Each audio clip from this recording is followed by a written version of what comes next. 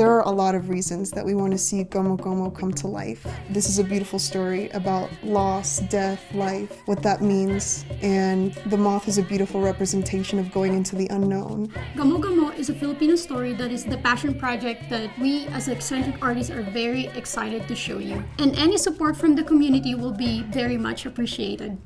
Our special effects team, Sven and Yasmin, they're really enthusiastic. They have made their own metamorphosis creatures back in the day. They did the whole classic werewolf where they had to do frame by frame, out of hair by hair. And that's really where they live. They thrive for that. So about 10 years ago, it cost around $15,000 to get a full body suit, latex suit done. And that isn't with the cost of the labor. That's just the materials.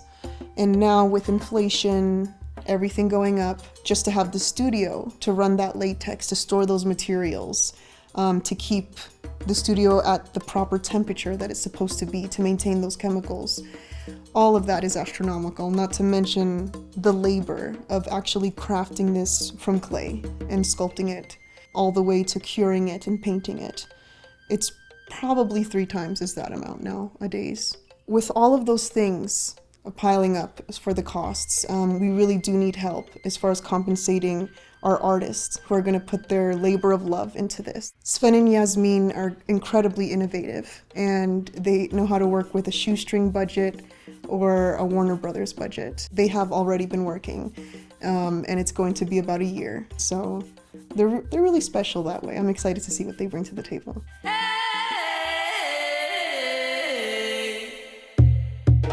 There are a lot of styles in Filipino music. The most popular one that people will know that's traditional is more Spanish colonial because we were conquered by the Spanish. But we wanted to do the focus for a more indigenous sound. So researching, I learned a lot about different tribal communities that are still around today, even in the modern world, focusing on the Tabole people in Mindanao, the Kagan tribe in the Davao region, and the kind of musical stylings they have. So I really want to make this project as authentic as possible, especially when it comes to the sounds. I have worked in the past with virtual instruments, which in this case can work for some of the sounds, but there are very specific instruments that are hard to find here, especially in the US, to try and learn and play myself or anything like that. So I would love to have a team of musicians who know this craft and who know how to play these beautiful instruments. I don't want to just focus on the kulintang, the saranay, or the dabakan. I also want to bring attention to the galalang, which is the nose flute.